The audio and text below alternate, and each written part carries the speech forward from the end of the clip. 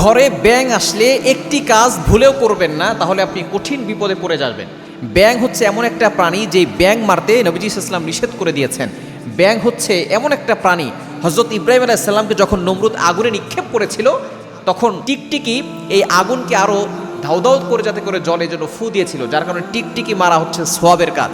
আর এই ব্যাঙ এই আগুন নিভানোর জন্য তার মুখে যতটুকু জায়গা আছে সে পুকুর থেকে পানি নিয়ে যাচ্ছিল। তখন তাকে জিজ্ঞেস করা ছিল, এই পানি নিয়ে কোথায় যাও? তখন সে বলেছিল, আমি ইব্রাহিম আলাইহিস সালামকে যে আগুনে নিক্ষেপ করা হয়েছিল, আমি এই আগুন নিভাতে চাই।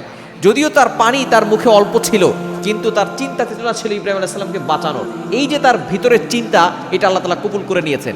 এজন্য ব্যাঙকে সম্মানিত করেছেন। ব্যাঙ বর্ষাকালে আসলে মানুষের ঘরে যায়।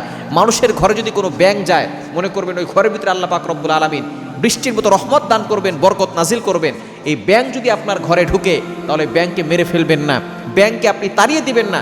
আপনার ঘরে ব্যাঙ থাকলে আল্লাহ পাক রব্বুল আলামিন আপনার ঘরের ভিতরে বরকত নাজিল করবেন। নবী সাল্লাল্লাহু আলাইহি ওয়াসাল্লাম এই ব্যাঙ মারতে নিষেধ করেছেন, কেননা এই ব্যাঙ সে ইব্রাহিম আলাইহিস সালামকে বাঁচানোর জন্য চেষ্টা করেছিল, এই চেষ্টা আল্লাহ কবুল করেছেন। সুতরাং ভালো কাজের চেষ্টা যদি আপনি করেন, আল্লাহ তাআলা আপনার এই ভালো কাজটাকে কবুল করে নেবেন। সুতরাং আমাদেরকে সবসময় চিন্তা করতে হবে, এই ভালো কাজ করার কারণে ব্যাঙকে সম্মানিত করা হয়েছে, এবং ব্যাঙ যে ঘরে থাকে সেই ঘরের ভিতরে আল্লাহ তাআলা বরকত নাজিল করবেন।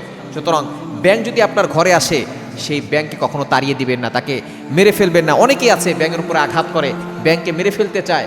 আল্লাহ পাক রব্বুল আলামিন এই টিকটিকিকে নবী সাল্লাল্লাহু আলাইহি ওয়াসাল্লামের মাধ্যমে মারতে বলেছেন। এটা হাদিস দ্বারা প্রমাণিত, সুনান ইবনে মাজার ভিতরে রয়েছে। নবী সাল্লাল্লাহু আলাইহি ওয়াসাল্লাম বলে দিয়েছেন, এই টিকটিকি যে মারবে, সে এক আঘাতে মারতে পারলে, আম্মা জান আয়েশা রাদিয়াল্লাহু তাআলা তার ঘরে সবসময় বর্ষা রাখতেন এই টিকটিকি মারার জন্য। এটা একটা বিষাক্ত প্রাণী, এবং সে ফু দিয়েছিল ইব্রাহিম আলাইহিস সালামের আগুনকে যাতে করে ধাউ ধাউ করে জ্বলে। আর ব্যাঙ সে বাঁচানোর চেষ্টা করেছিল। সুতরাং ব্যাঙ ঘরে আসলে তাকে তাড়িয়ে দিবেন না, তাকে সে থাকুক, এবং সে যদি নিজের ইচ্ছা চলে যায় তাহলে সে চলে যাবে। সে যতক্ষণ থাকবে আপনার ঘরে আল্লাহ তাআলা বরকত নাজিল করবে।